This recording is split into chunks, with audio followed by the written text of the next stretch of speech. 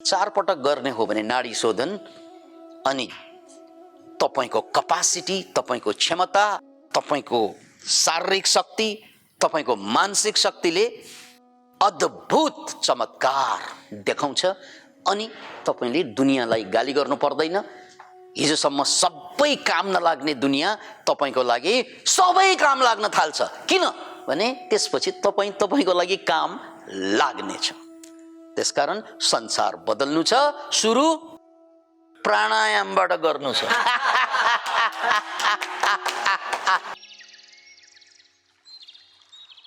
केही दशक अगाडि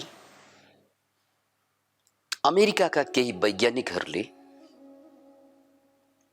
आत्महत्या गरेर मरेका यी लासहरूलाई चिरफार गरी अध्ययन गरेका थिए, खास गरी उनीहरूको मस्तिष्कको बारेमा। यो मरेका लासलाई चिरफार गर्नु, त्यसलाई अटोप्सी भनिन्छ। जिउँदो मान्छेको मासु काटेर चिरफार गरेर हेरियो भने यसलाई बायोप्सी भनिन्छ। मासुको टुक्रा निकालेर अध्ययन गर्नुलाई मरेकोलाई अटोप्सी भनिन्छ। त्यो लासको अटोप्सी गरेर हेर्दा खास गरी मस्तिष्क कस्तो हुँदा रहेछ त, ती मान्छे जो आत्महत्या गरेका छन् तिनीहरूको मस्तिष्क कस्ता हुँदा रहेछन् त, अथवा आत्महत्या गर्ने मानसिकता भएका मान्छेहरूको मस्तिष्कको संरचना, मस्तिष्कको अवस्था, मस्तिष्कको दशा कस्ता हुँदा रहेछन्, यो उनीहरूको खोजको विषय, अनुसन्धानको विषय थियो। किनकि सबै मान्छेले आत्महत्या गर्दैनन् र आत्महत्या गर्ने मान्छेहरू र नगर्ने मान्छेमा बायोलोजिकल फरक के हुन्छ, साइकोलोजीमा फरक हुन्छ, यो त थाहा भएको कुरा भयो। तर बायोलोजीमा के फरक हुन्छ, यही खोज्दै जाँदा उनीहरूले के पाए भने आत्महत्या गरेर मरेका मान्छेहरूको मस्तिष्कमा खाना खाएर जुन ग्लुकोज बन्छ, त्यो ग्लुकोज मस्तिष्कमा पुग्छ। त्यो मस्तिष्कमा पुगेको ग्लुकोजको रूपान्तरित अवस्था जसबाट ऊर्जा निस्किन्छ, त्यो ग्लुकोज रूपान्तरित नभएको अवस्थामा भेटियो। सिम्पल भाषामा, सरल भाषामा भन्नुपर्दा ग्लुकोज जल्नु पर्ने हो।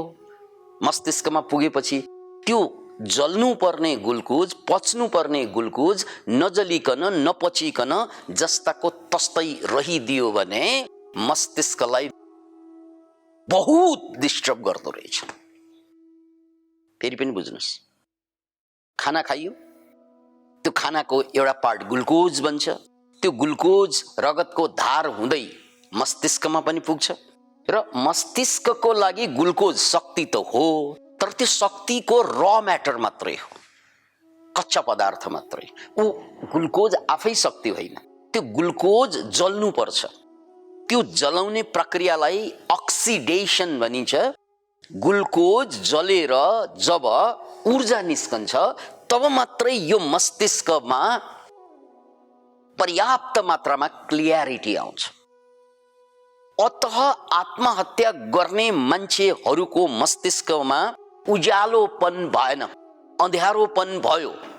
अर्थात् उनीहरूको मस्तिष्कमा जति ताकत चाहिने हो सोच्नको लागि, राम्ररी विचार गर्नको लागि, राम्ररी बुझ्नको लागि, राम्ररी कुनै पनि कुरा केलाउनको लागि जुन चाहिने ताकत हो, ऊर्जा हो, एनर्जी हो, त्यो पुगेन। किनकि त्यो ऊर्जा आउने खानाबाट, खाना ग्लुकोज बनेर गइसकेको छ मस्तिष्कमा, तर त्यसलाई ऊर्जा बनाउने काम, एनर्जी बनाउने कामको लागि त्यहाँ अक्सिडेसन प्रक्रिया, यानी अक्सिजनले त्यसलाई जलाइदिने हो, तर त्यो नजलेको पाइयो।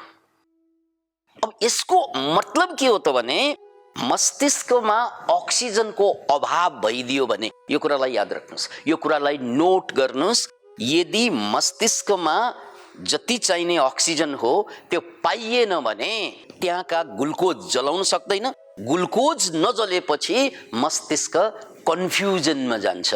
यो कन्फ्युज्ड स्टेटमा मान्छेले आत्महत्या गर्छ। अब बुझ्नुस् यो कुरालाई, हामीले खाएको खाना खास गरी ग्लुकोज बन्ने भनेको भातबाट, त्यो ग्लुकोज बनिसकेपछि यानी कार्बोहाइड्रेटबाट ग्लुकोज बन्छ। त्यो ग्लुकोज बनिसकेपछि त्यसलाई ऊर्जामा ट्रान्सलेट गर्न सकेन भने बर्बाद हुन्छ। यदि त्यो ग्लुकोज शरीरमा पचेन, यदि त्यो ग्लुकोज शरीरमा पचेन भने त्यसको नाम डायबिटिज हुन्छ। त्यसकारण डायबिटिज भएका मान्छेको एउटा लक्षण के हुन्छ भने थकान लाग्नु। जो मान्छेलाई सुगर डायबिटिज हुन्छ उसको ग्लुकोज जो पचिनु पर्ने ग्लुकोज हो, ऊर्जा बन्नु पर्ने ग्लुकोज हो, त्यो बन्दिँदैनन्। त्यही सुगर बढ्यो भनेको त्यही हो। त्यो सुगर बढ्नु भनेकै के त, अब उसको ऊर्जा मात्रा कम भयो। त्यसकारण डायबिटिज भयो कि पहिलो लक्षण के हुन्छ, थकान, केही गर्न मन नलाग्नु, अल्छी, तामसिक बन्दै जान्छ मान्छे। Can you imagine? यदि शरीरमा गएको ग्लुकोज या कार्बोहाइड्रेट ग्लुकोज बन्यो, त्यो ऊर्जा बन्न पाएन भने शरीरलाई थकान हुन्छ, काम लिन गाह्रो हुन्छ, शरीरसँग अल्छी हुँदै जान्छ शरीर। त्यस्तै मस्तिष्कमा गएको ग्लुकोज यदि मस्तिष्कले पचाइदिएन भने त्यो मस्तिष्कलाई सोच्न गाह्रो हुन्छ, शरीरलाई चल्न गाह्रो हुन्छ, ऊर्जा पुगेन, मस्तिष्कलाई सोच्न गाह्रो हुन्छ। त्यसपछि उनीहरूले आत्महत्या गर्दा रहेछन्। अतः बुझ्नुपर्ने कुरा 20%, 80% मात्रै शरीरले युज गर्छ, जबकि मस्तिष्क शरीरको अनुपातमा 3% मात्रै हो। ओन्ली 3%। हाम्रो मस्तिष्कको साइज हिसाबले हाम्रो शरीरको 3% मात्रै मस्तिष्क हो। यसले 20% अक्सिजनको प्रयोग गर्छ। यानी शरीरलाई जति अक्सिजन चाहिने हो त्यो शरीरलाई चाहिने अक्सिजन हिसाब गर्ने हो भने टाउकोलाई एकदमै बढी अक्सिजन चाहिन्छ, किनकि मस्तिष्क भनेको शरीरको 3% भने यो 3%ले 20% जति अक्सिजन खपत गर्छ त्यसले। त्यसकारण यदि मस्तिष्कमा चाहिने अक्सिजन यो 20% अक्सिजन पुर्याउन सकेन, पुगेन भने यसको परिणाम के हुन्छ, खानाबाट आएको ग्लुकोज मस्तिष्कमा पुग्छ र त्यसलाई चाहिँ जलाएर ऊर्जा निकाल्नु पर्ने ऊर्जा निकाल्न सक्दैन। यसलाई लाक्षणिक रूपमा बुझ्नको लागि यसको एनालोजी के हुन्छ भने गाडी केबाट चल्छ भन्ने प्रश्न गरौँ। गाडी केबाट चल्छ? सीधा जवाफ आउँछ इन्धनबाट, फ्युलबाट, पेट्रोलबाट। होइन होइन होइन, गाडी इन्धनबाट, फ्युलबाट, पेट्रोलबाट चल्ने हो भने पार्किङमा राखेका गाडी पनि चलिरहनु पर्ने, किनकि फ्युल त्यही हुन्छ, इन्धन त्यही हुन्छ। त्यसकारण गाडी पेट्रोलबाट चल्ने होइन, त्यो पेट्रोललाई इग्नाइट गर्नुपर्छ, इग्निसन भन्छ त्यसलाई। यहाँ अक्सिडेसन, गाडीमा इग्निसन। इग्निसन इग्नाइट गरिसकेपछि बल्ल गएर पेट्रोल जल्छ। पेट्रोल जलेपछि ऊर्जा निस्कन्छ, त्यो ऊर्जाले गाडी चल्छ। त्यस्तै जसरी गाडीलाई पेट्रोल, मस्तिष्कलाई ग्लुकोज, जसरी गाडीलाई पेट्रोल, मस्तिष्कलाई ग्लुकोज, तर गाडी पनि पेट्रोलबाट सिधै चल्दैन, मस्तिष्क पनि ग्लुकोजबाट सिधै चल्दैन। त्यसलाई चलाउनको लागि त्यो ग्लुकोज कन्भर्ट हुनुपर्छ ऊर्जामा, एनर्जी। अनि त्यो कन्भर्ट गर्ने, त्यो परिवर्तित अवस्थामा ल्याउनको लागि चाहिने चीज के त, अक्सिजन, जो मस्तिष्कलाई 20% चाहिन्छ। अनि दुर्भाग्य यदि त्यो 20% अक्सिजन मस्तिष्कले पाइरहेन, पाएन होइन कि पाइरहेन भने अनि बिस्तार बिस्तारै कन्फ्युजन सुरु हुन्छ। बिस्तार बिस्तारै धमिलो अमिलो मैले केही सोचिरहेको किन भन्छ नि मान्छेले, टाउको समात्छ नि मान्छेले, एकदम उसलाई कन्फ्युज भयो भने गाह्रो भयो भने हे राम भन्छ। यो टाउको समाउनुको मतलब त्यहाँ अक्सिजन पुगेन, त्यहाँ चाहिँ लोड सेडिङ भयो, दिमागको फ्युज उड्यो। त्यसपछि अँध्यारो देख्छौँ, केही पनि देख्दैनौँ, केही पनि सोच्न सक्दैनौँ, केही पनि डिसिजन लिन सक्दैनौँ। अधिकांश मान्छेको समस्या के हुन्छ? डिसिजन लिन नसक्नु। डिसिजन लिन नसक्नु भनेकै उसले क्लियरली त्यो कुराको, जुन कुराको डिसिजन लिनुपर्ने हो त्यसको परिणाम देख्न नसकेको। डिसिजन लिएन भने कहाँ घाटा हुन्छ, लियो भने कति घाटा हुन्छ, लिएन भने कति घाटा हुन्छ, लियो भने कति फाइदा हुन्छ, लिएन भने कति बेफाइदा हुन्छ, त्यो कुरा उसले आकलन गर्न सक्दैन, किनकि उसको मस्तिष्कमा ऊर्जाको कमी भयो, अक्सिजनको कमी भयो। त्यसैले अहिले मोडर्न एजमा त एउटा नयाँ शब्द पनि आएको छ, ब्रेन फग भनेर। मानौ यहाँको कुहिरो लागे जस्तै, ढुम्म जसरी कुहिरो लाग्दाखेरि हामी केही देख्दैनौँ, त्यस्तै मस्तिष्कमा पनि ब्रेन फग भइदियो भने केही सोच्नै सक्दैन, डुम्म गुम्म भयो जस्तो हुन्छ। त्यसको प्रमुख कारणमा अक्सिजन मस्तिष्कमा पुर्याउन नसक्नु। कति रे? 20%। अब दुर्भाग्य मान्छेको हेर्नुहोस्, अक्सिजन 20% पुर्याउनको लागि उसले केही पनि सोच्दैन, केही पनि गर्दैन। उसले त पैसा पुगेन भन्छ, स्वास्नीले कचकच गर्यो भन्छ, छोराछोरीले कुरा मान्दैन भन्छ, उसले त अरूलाई मात्रै गाली गरेर बस्छ, यहाँबाट सास नछिरेकै थाहा छैन उसलाई। Can you imagine it? उसलाई त के लाग्छ, मेरो लोग्ने ठिक छैन, मेरो स्वास्नी ठिक छैन, छोराछोरी ठिक छैन, देश ठिक छैन, पैसा पुगेन, सबैले मलाई हेप्छ। उसले बुझ्ने त यही मात्रै कुरा हो, राइट? सबभन्दा ठुलो समस्या अरूले मलाई हेप्नु होइन, अरूले मलाई हेप्नुको कारण बुझ्नुपर्छ। त्यो हो म अरूको लागि काम लागिन क्या, त्यसकारण मलाई हेपे। काम लाग्ने मान्छेलाई त पूजा गर्छ मान्छेले, काम नलाग्ने मान्छेलाई त टोयलेट पेपर जस्तै छिक्क गरेर फुट्ट फालिदिन्छ। त्यसकारण तपाईँ हामीलाई मान्छेले किन हेप्छन् त भन्नाले हामी अरूको लागि काम आउन सकिन क्या। अनि काम किन नआएको त हामी अरूको लागि काम पर्याप्त मात्रामा किन आउन सकेन? किनभने हाम्रो मस्तिष्कमा अक्सिजन पुगेन। त्यो अक्सिजन नपुगेपछि हामी क्लियरली सोच्न सक्दैनौँ। क्लियरली सोच्न नसकेपछि हामी अरूको लागि काम गर्न सक्दैनौँ, किनकि हामी आफ्नै लागि काम आएको छैन। हामी आफ्नै लागि काम नआएपछि अरूको लागि पनि काम लाग्दैन। याद राख्नुहोस्, जो मान्छे आफ्नो लागि काम लाग्दैन त्यो मान्छे अरूको लागि पनि काम लाग्दैन। जो मान्छे आफ्नो लागि गजबको काम लाग्छ, मैले भने जस्तो, हे विकास आनन्द उठ, बिहान गर, हस्। हे ब्राउन राइस खा, हस्। हे ज्ञान गुणका कुरा सुन, हस्। हे यहाँ नजा, जुन ठाउँमा गएपछि तिमी बर्बाद हुन्छौ, हस्। हे मिठो भए पनि नचाहिने खाना नखा, हस्। यस्तो चिज पो चाहिने, राइट? त्यसैले जुन मान्छेले आफूलाई बुझ्न सक्दैन, कन्ट्रोल गर्न सक्दैन, नियन्त्रण गर्न सक्दैन, जो आफ्नै लागि काम आउँदैन, त्यो अरूको लागि पनि काम आउँदैन। किन मान्छे? त्यसकारण मेरा लोग्ने, स्वास्नी, छोरा छोरी, दाइ भाइ दुनियाँभरलाई गाली गरेर हिँड्छौँ हामीहरू। काम नलाग्ने छुत्रो मान्छे हामी आफै हौँ। फेरि कहिले सोच्नुभयो?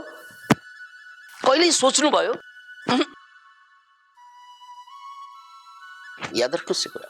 त्यसकारण मैले आफूलाई बनाउनको लागि अरूलाई गाली गर्नु हुँदैन। मैले आफ्नोलाई बनाउनको लागि मेरो कमजोरी के हो त्यसलाई ठम्याउन र त्यसलाई सम्बोधन गर्ने हो। सक्यो कुरा, सिम्पल। यही सन्दर्भमा वैज्ञानिक रूपमा व्याख्या गर्दैछौँ। यो नाकबाट छिर्ने जुन अक्सिजन छ नि, सास, कति मान्छेको त समस्या यति, सर मलाई पिनास छ, यसलाई अन्यथा नलिनुहोस्, कसैलाई मैले उडाउनु खोजेको होइन। सर मलाई पिनास छ। पिनास हुनुको अर्थ सामान्य नाकको रोग होइन, मानसिक रोग बन्न जान्छ पिनास। किन भन्नाले पिनासको मतलब तपाईँले कम सास लिइरहनु भएको छ। पिनासको मतलब साइनसाइटिस, तपाईँको साइनसमा चाहिँ सुजन आएको छ, इन्फ्लेमेसन भएको छ र त्यसले तपाईँलाई सास लिन कठिन भइरहेको छ। अनि तपाईँ चाहिने जति सास हो कम लिन थाल्नुहुन्छ। त्यो कम सास लिन साथ नै कम अक्सिजन पुग्छ अनि त्यहाँबाट कन्फ्युजन बढ्दै जान्छ। त्यसकारण यो नाकको समस्या भनेको दिमागको समस्या हुन्छ कालान्तरमा, यो कुरा याद राख्नुहोस्। त्यसैले यदि हेर्दा त मेरो नाक त जहिले पनि बन्द भइरहन्छ सर, नाकै राम्ररी खुल्दैन भने यसको मतलब जिन्दगी पनि राम्रो खुलिरहेको छैन त तपाईको। त्यसैले पहिलो कुरो यो नाकको प्यासेजलाई क्लिन गर्नु। त्यसकारण योगीहरूले हजारौं वर्ष अगाडि नै यदि खुले छैन भने पानी छिराएर खुलाऊ, बिहान बिहान जलनेती गर, यसलाई खुलाऊ। नम्बर 1। त्यतिले पनि पुगेन सर, तै पनि मेरो त पुरानै पिनास छ, खुल्दैन। त्यसो भए ढागो छिराऊ, त्यसलाई सूत्रनेती भनिन्छ।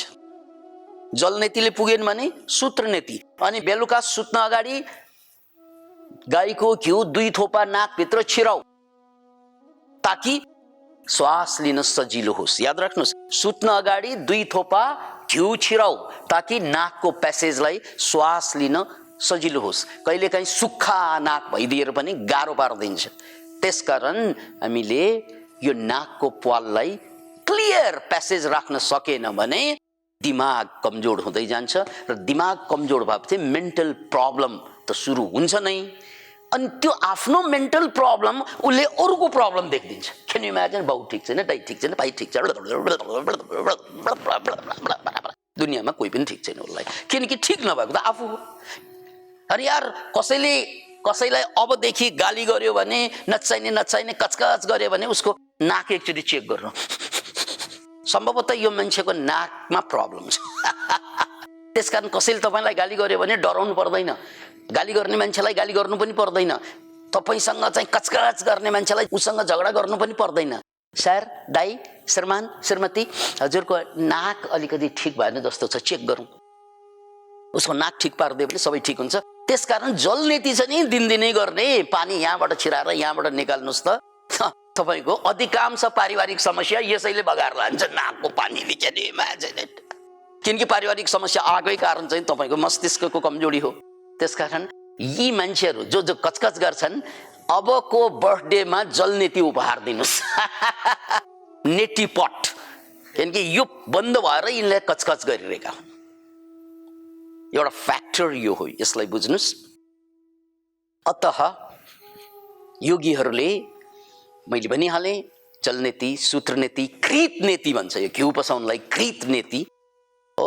अब यतिले पुगेन भने आयुर्वेदमा नास्यको व्यवस्था छ। नास्य भनेको पाउडर हुन्छ, त्यो पाउडर सुइक सुँग्ने, हाछ्यौँ आउँदा आउँदा यहाँका ब्लकेजहरू सबै जान्छ। बजारमा जानुहोस्, मलाई नास्य दिनुहोस् भन्नुहोस्, जडीबुटी पाइन्छ, यानी हातमा हाल्नुहोस्, हाछ्यौँ आएको आएको, अनि त्यो नाकका प्यासेजहरू जम्मै जान्छ, त्यसलाई चाहिँ नास्य भनिन्छ। त्यो पनि ट्राई गर्नुस्, किनकि यो बन्द भयो भने यो बन्द हुन्छ, यो बन्द भयो भने अनि सबै विनाशको द्वार खुल्छ। यो बन्द भयो भने यो बन्द हुन्छ, यो बन्द भयो भने अनि सबैतिर विनाशको द्वार खोलिन्छ या खोलिनेछ। त्यसकारण सिम्पल कुरा, नाकको प्यासेजलाई क्लियर पार्नु। अनि त्यसपछि बल्ल यो प्रक्रिया सबै गरिसकेपछि, हेर्नुहोस् है प्रक्रिया, बिहान पानीबाट सफा गर्नु, सुत्न अगाडि गाईको घिउ छिराउनु, त्यतिले पुगेन भने चाहिँ नास्य गर्नु, र नास्य गरेर हाच्छुँ आउँछ, र त्यसपछि क्लिन गर्नु, अनि बल्ल गएर प्राणायाम गर्नु। हेर्नुहोस् है, प्राणायाम गर्नु। र प्राणायाम गर्न अगाडि पतञ्जलिको सूत्रमा के छ त भने, तस्मिन् सति श्वास प्रश्वासयोर्गतिर्विच्छेदः प्राणायाम। तस्मिन् सति भनेको जब तपाईले यी पूर्वाधारहरू पूरा गर्नुहुन्छ र आसनमा मजाले बस्न सक्नुहुन्छ, स्थिर सुखमासनम, यो सूत्र गयो। स्थिर पूर्वक आसनमा, कुनै पनि आसनमा बस्न सक्ने अवस्था आउनु पर्यो। अनि त्यसपछि पूर्वाधारहरू सबै पूरा भइसकेपछि जब श्वास प्रश्वासयोर्गतिर्विच्छेद प्राणायाम, अनि तान्ने श्वास, छोड्ने श्वास र श्वासलाई रोक्ने श्वास, यो तीनवटा कुरा हुन्छ, रेचक, पूरक र कुम्भक। कुम्भक भनेको रोक्ने हो। यी प्रक्रियाबाट जाँदा श्वास रोकिराख्दा के हुन्छ भने, किनकि यहाँ प्राणायामको परिभाषा नै के छ, श्वास प्रश्वासयोर्गतिर्विच्छेद, प्राणायाम यसको गतिलाई विच्छेद गर्दैन हो। त्यो गति विच्छेद गर्दा तपाईले श्वास तान्नुभयो, 4 सेकेन्डमा तान्नुभयो, 16 सेकेन्ड श्वास रोक्नुभयो, 8 सेकेन्डमा फाल्नुभयो, फाइनल रेसियो त्यही हो। त्यो रोकिराख्दा, श्वासलाई धारण गरिराख्दाखेरि त्यसले शरीरलाई त्यो अक्सिजन काम लाग्ने भयो। त्यो रोकिराख्दा त्यही बेला मस्तिष्कलाई पनि त्यसले अक्सिजन प्रदान गर्ने भयो। यो बुझ्नुहोस् है, नत्र श्वास स्वाट गयो स्वाट आयो। अझ दमका रोगीहरूलाई हेर्नुहोस् त, फोक्सोसम्म नै छिर्दैन, किनकि फोक्सोमा दमका रोगी मान्छेको फोक्सोमा प्वाल चाहिँ टालिएका हुन्छन्, युबेलो भनिन्छ त्यो प्वाललाई। त्यो युबेलो चाहिँ टालिएका हुन्छन्, कफ जमेका हुन्छन् युबेलोमा, जसको कारणले गर्दा श्वास त्यहाँसम्म पुग्नै पाउँदैन, त्यहाँ जान्छ स्वाट फर्कन्छ, ग्रहणै गर्दैन। मस्तिष्कको त कुरै छोडौँ, फोक्सोले ग्रहण गर्दैन श्वास। मस्तिष्क त यहाँ छ, फोक्सो सिधा यहाँ छ। दमको रोग भयो भने भित्र गयो, यसो किन हुन्छ त भन्नाले मस्तिष्क पुग्ने त परै जाओस्, फोक्सोले बाहिर पठाइदिन्छ, अनि त्यसपछि गाह्रो हुन्छ तपाईँ। यो फोक्सोलाई गाह्रो। कति मान्छे दमकै कारणले अट्याक भएर पनि मरेका हुन्छन्। त्यसैले के बुझ्नु पर्यो भने श्वासलाई तानेर टाइट गरेर, मलद्वारलाई पनि टाइट गरेको छ, चिनलाई पनि लक गरेको छ, पेटलाई तानेको छ। अझ यो गर्दा अब त्यहाँ रोकिएका जुन अक्सिजन हो त्यो स्वाट गएर ख्वाट्ट बाहिर जान पाएन क्या। त्यो अक्सिजन कता जाउँ हुन्छ नि, अनि ठाउँ ठाउँमा चाहिँ पुग्छन्। त्यो मध्ये एउटा ठाउँ मस्तिष्क हो। त्यसकारण यहाँ मस्तिष्कमा अक्सिजनको सप्लाई भएपछि अनि चमत्कार हेर्नुहोस्, हिजोसम्म मेरो 0 वाट जस्तो मस्तिष्क अब झलललल 100 वाट, 1000 वाट जस्तो। अन्तिम यसको उदाहरण जोड्छु म। अरबिन्दो, महर्षि अरबिन्दो कुनै बेला अलिपुरको जेलमा थिए। त्यो जेलमा रहँदा उनले कविता लेख्न चाहे इङ्ग्लिसमा। अनि त्यो कविता लेख्ने क्रममा दिनको 10 लाइन 12 लाइन उनले कविता लेखिरहेका थिए, बहुत सोचेर। त्यसपछि उनले प्राणायामको कुरा बुझे र प्राणायामको अभ्यास गर्दै गए। त्यो प्राणायामको अभ्यास जेलमा बसेको मान्छेलाई बिहान पनि गर्न पाइयो, दिउँसो पनि गर्न पाइयो, बेलुका पनि गर्न पाइयो। अझ राति निद्रा खुल्यो भने चट्ट बस्यो, प्राणायामकै अभ्यास, खास गरी नाडी शोधन प्राणायाम। यो प्राणायाम 4 टाइमको अभ्यास गरियो भने के यहाँ उनको कुरा गर्दैछु, महर्षि अरविन्द घोष। र त्यसपछि त उनको कलमबाट धारा प्रवाह निस्कन थाल्यो कविता। पछि गएर उनले लेखेको त कविता थियो, पछि त यति निस्क्यो त्यो महाकाव्य बन्यो। त्यो महाकाव्यलाई सावित्री भनेर नाम दिएको छ। यहाँले गुगलमा सर्च गर्नु, सावित्री भन्ने त्यो महाकाव्य जेलमा बस्दा लेखेका थिए। र त्यो लेख्नको लागि उनले सबै ताकत चाहिँ कहाँबाट पाए? अक्सिजनबाट, प्राणायामबाट। त्यसकारण प्राणायाम श्वास क्रिया यदि हामीले राम्ररी गर्यौं र टाइम दिन सक्यौं भने यसले मस्तिष्कका सबै विकारलाई हटाइदिन्छ र मस्तिष्कलाई क्रिएटिभ बनाइदिन्छ। उदाहरण अरविन्दको सावित्री। अनि गरिएन भने हाम्रो हालत पनि कुनै दिन हाम्रो पनि डाक्टरले अटोप्सी गर्न बेर छैन। यानी अक्सिजन दिमागमा पुगेन भने मान्छे कन्फ्युजनमा जान्छ। अनि यो कन्फ्युजनमा जानुको कारण दिमागमा गएको ग्लुकोजलाई जलाएर ऊर्जा बनाउन नसक्नु हो। र अक्सिजन चाहिँ पर्याप्त मात्रामा पुग्यो भने एकजना जेलमा गएका कैदी महाकवि भएर जेलबाट निस्कन सफल भयो।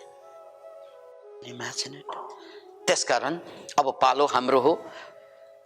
पतञ्जलिले यसकारण यो अष्टाङ्ग योगमा प्राणायामलाई प्रमुखताका साथ प्रस्तुत गर्नुभएको छ।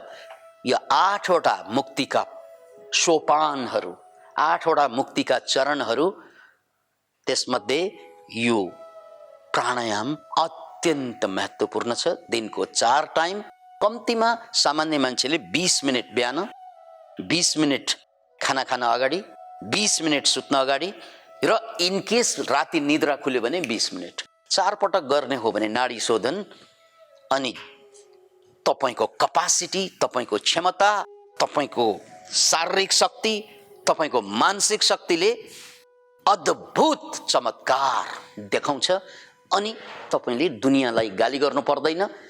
हिजोसम्म सबै काम नलाग्ने दुनियाँ तपाईको लागि सबै काम लाग्न थाल्छ। किन भने त्यसपछि तपाईको लागि काम लाग्नेछ।